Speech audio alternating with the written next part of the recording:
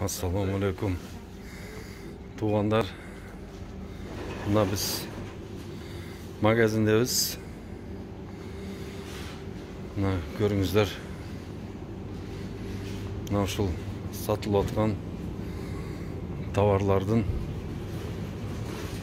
дээрлик көп биздики эмес. Мына un биздики эмес. Мына кукурузалар биздики эмес.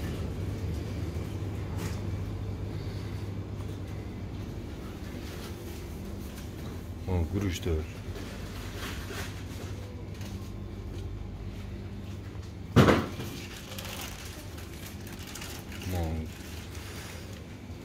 Bir, iki, üç, dört, beş, altı, yedi, sekiz, dokuz, on, 11, 12, 13, 17, 18, 19, 20, 21, 22, 23, 24, 25 ekan. 1, 2, 3, 4, 5, 6. 6 riyad. 6 riyad, 125 позиция конфет болсо, ошонун ичинен чоң экен биздики.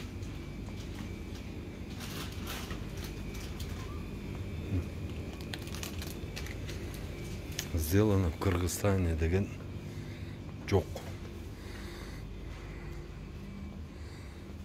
Печеньелердин бардыгы Россиядан, Казакстандан келет. Биздики эмес булар дагы. Моğollarda bizdeki emес.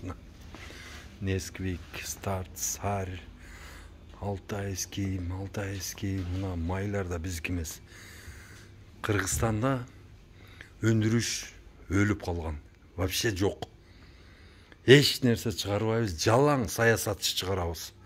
Bir айылдан депутаттыкка эгерде 100 түтүн болсо, ар бир үйдөн бирден кандидат чыгат. Бирок не? Өндүрүүчү жок да бизде. Жалаң кандидаты в депутаты, чыгарганыбыз жалаң интрига менен ушак чыгарабыз. Эч нерсе жасабайбыз. Только бири-бирибизди жамандайбыз. Абирибизди ачабыз, урушабыз, талашабыз. Мына береке качат. Мына башка мамлекеттерден келген товарларды сатып алып жейбиз. Не? Ар бир үйдөн жоқ дегенде бірден, атак көбінде 3-тен 4-тен бала миграцияда жүрет, мигрант болып. Алды Америкаға кетті, арты мына Қазақстанда жүрет. Иштеп жүрет. Айылға ақша жөнөтөт. Айылда ал ақшаны не кылышат? Кайра эле ошол Россиядан, Қазақстандан келген товарларға берет дагы. Берип туруп, ошонун продукта сатып алып жейт да. Замкнутый круг. Эч чечилбей турган бир порочный круг болуп калды. Мына Россиядан продукта келет. Россияда биздин бала иштеп акчаны салат. Ошол продуктаны анын ата-энеси жейт. Кайрадан эле ошол акчалар Россияга кетет да. Эмне себептен биз өзүбүз мына май жерден чыгат. Макарон жерден чыгат. Көзүбүзгө көрүнгөнүн бардыгы өсүмдүктөрдөн жасалат. Жерден чыгат. Эмне үчүн бизде 2 миллион гектар жерибизди иштетпей, кечке шайлоо кылып эле жүрө беребиз. Эмне себептен? Себеп дегенде бизде саясатчылар көп. Бизде сасыган саясатчылар көп. Бардыгы саясатты састып, элдин башын айландырып, ошону бизнес кылып алган. Ошол саясатчылар акча жасайт ушудан. Биздин, мисалы үчүн, ушундай түркөйлүгүбүздөн, сабатсыздыгыбыздан пайдаланып акча жасашат да. Мына канчалык саясат көп болсо, биз ошончолук күндөн күнгө ушинтип урушубуз, талашыбыз көбөйө берет. Акыры барып туруп не алат? Чоң бир конфликтке келебиз да. Ошон үчүн айтам, садак болоюн кыргызым, саясатты токтот, анан импортты токтот. Импортто замещение менен заниматься кылышыбыз керек. Мына Кыргызстандан сонун чөптөрдү компанировать этип чай чыгарып атышат. Ошону алып ичейли. Мына конфетти өзүбүз жасайлы. Майды өзүбүз чыгаралы. Деген перец. Мына ушулардын бардыгы эмне? Өзүбүздө чыгыш керек. Мына кетчуп, консерва, мансерва. Ушул конфеттердин бардыгы өзүбүздөн чыгышыбыз керек. А биз не кылып атабыз? Биз өндүрүштү өлтүрүп коюп туруп, анан башка бир мамлекеттин өндүрүшүндө иштеп атабыз. Биздин балдар конфет заводдо иштеп атат, биздин балдар болсо мукомольный жерде иштеп атат. Биздин балдарыбыз иштеп туруп, мыналарды өздөрү чыгарып кайра бизге жөнөтүп атат да. Болгону буга организация керек, организовать этип эле ушуларды чыгарсак болот, жасасак болот. Могу конфеттердин бардыгын биз жасасак болот, өзүбүз эле чыгарсак болот. Мына. Эмне үчүн ушундай болуп жатат? Эмне үчүн?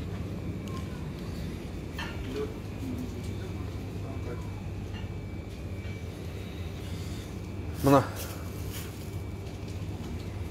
Бизге эмне керек?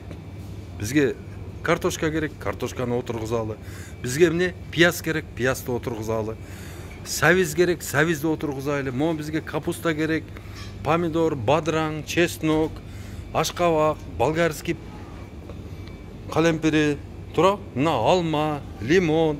Ушулардын бардыгы өзүбүздө чыгат. Биз өзүбүздү камсыз кыла албайбыз ушуну менен, туугандар. Башка жактан ташып жейбиз.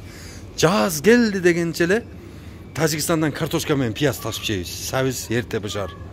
Мына жүзүм, обыкновенный жүзүм, мынаны отургузуп койсок, ушул болот биздин жерибизде. Мына ушул Тажикстандын жүзүмү. Мына ушул Тажикстандын жүзүмүн алып жеп атабыз мына. Кайта жол жабык. Кандай? Волшебный жолдор менен келип атат да буларчы. Волшебный. Мына. Мына көргүлө. Көзүңөр менен көргүлө туугандар. Мына ушул продукталардын бардыгын биз өзүбүз чыгарсак болот. Мына Три желания, Махеев, дагы эмне дейт? Веселый молочник биздики. Мына. Биз дагы элбиз, биз дагы журтпуз. Бизде дагы өндүрүш болуш керек.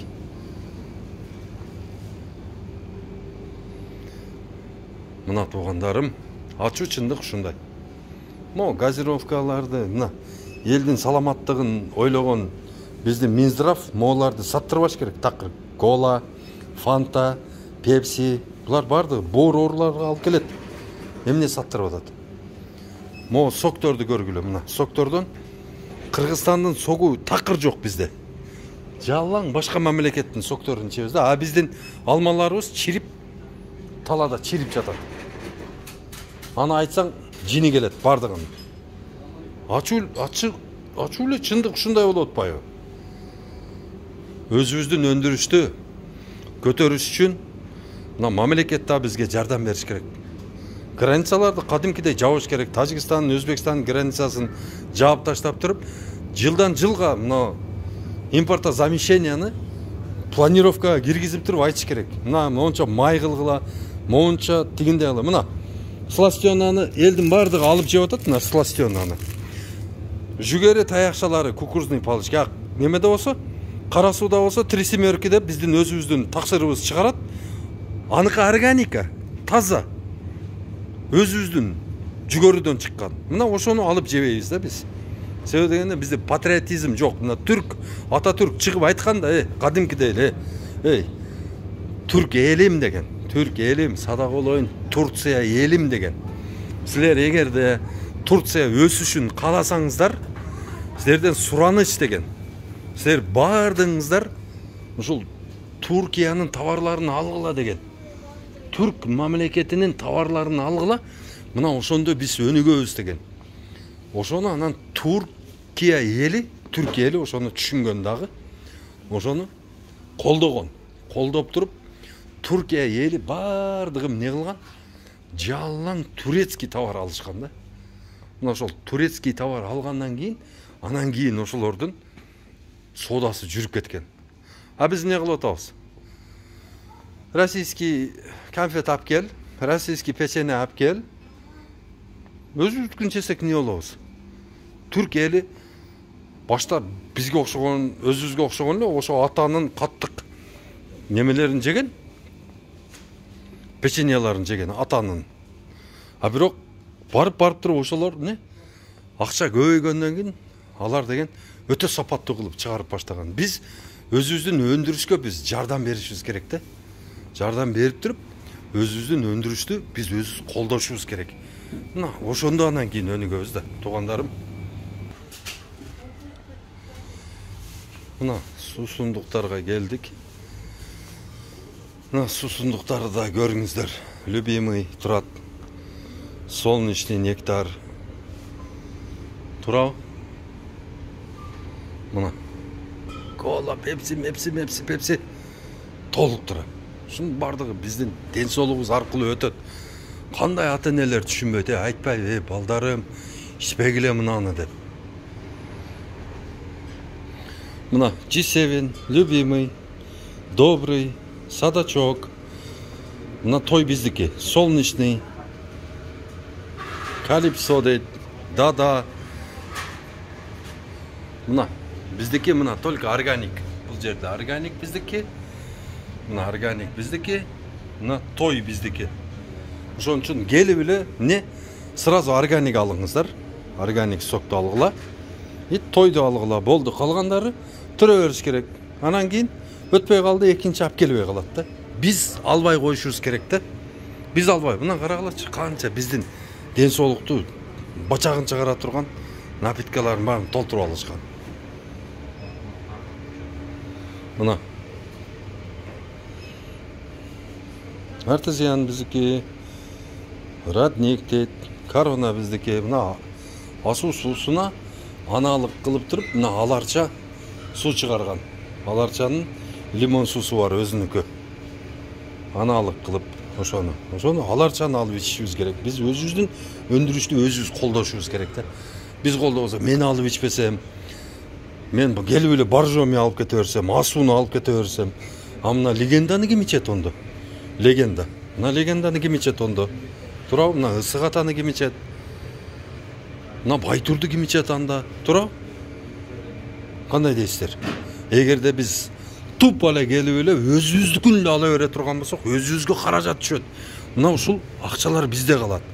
А эгерде мына банакуаны, эмени мына боржомини, же сентүки, песентүкилерди алсаңыздар, болду, акча кетти ошол жака. Кетип калат. Всё. Кайта келбейт. Мына асуунун акчасы дагы, боржоминики да кайта келбейт. А моунуку, ысык атаныкы, байтурдуку, мына легенданыкы, ушулар бизде калат да.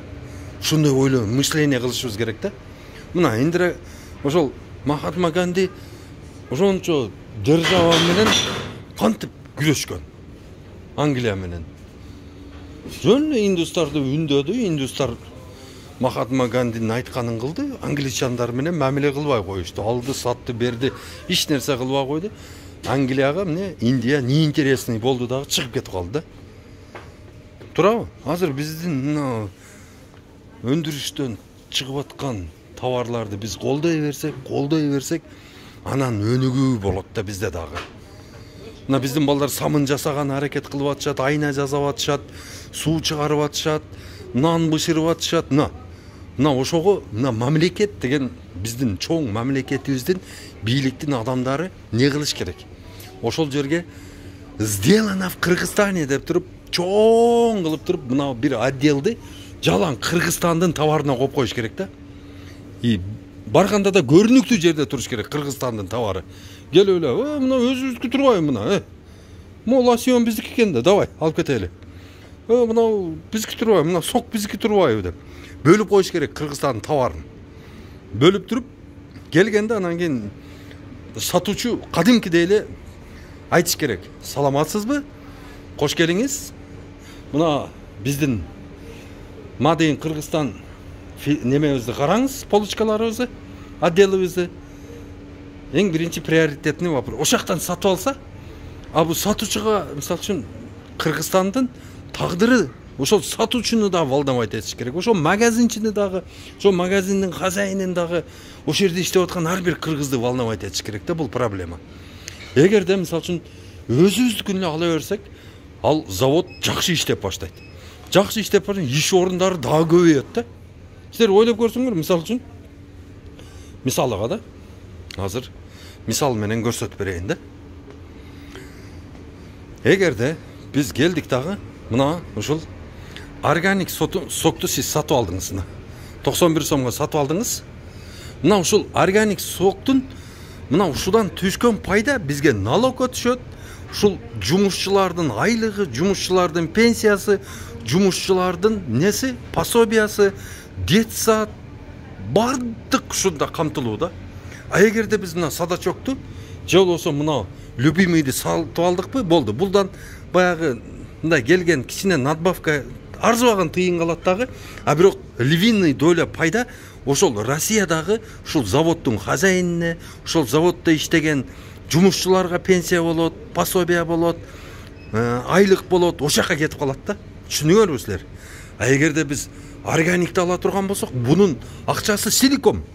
Мына пайдасы бизге калат. Анан органик кийинки жылы, мисалы үчүн азыр груша менен черешняны жасап аткан болсо, кийинки жылы ал эмне совизди кошот, эме модернизация болот, бул завод өсөт.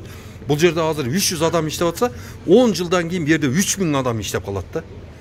10 000. Значит, не?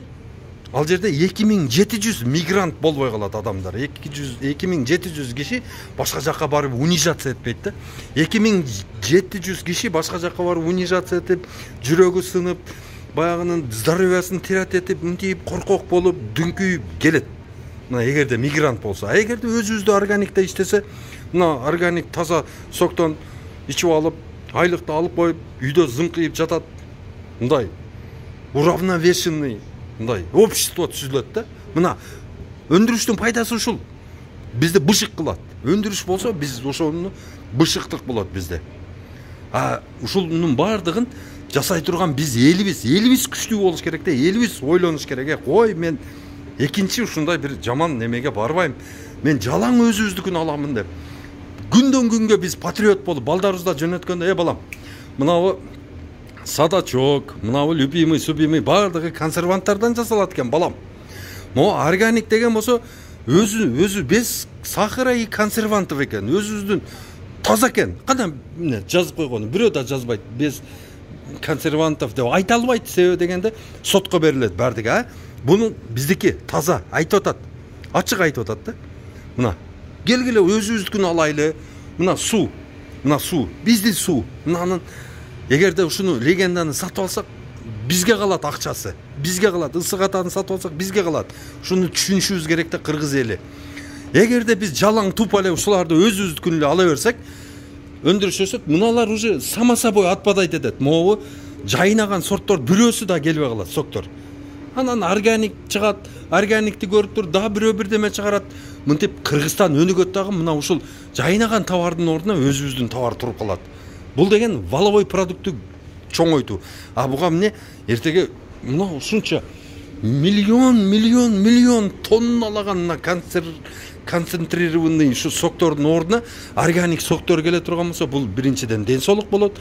Анан экинчиден мына ушулга кеткен продукцияны мына биз өзүбүздүн дыйкандар, багбандар өндүрүп берет да. Бул чистый пайда да. Бул деген эми бул жөнүндө мен күнү түнү айтып берсем түгөнбөй турган бир ушундай бир темада болчу. Өзүбүздүн өндүрүш деген тема. Буну түшүнүш керек, жүрөк менен түшүнүш керек да, туюш керек. Бул кыргызымдын приоритеттүү эң чоң задачасы. Ошон үчүн бардыгыңыздарды өзүбүздүн өндүрүштү колдогонду чакырам, туугандарым. Ассаламу алейкум.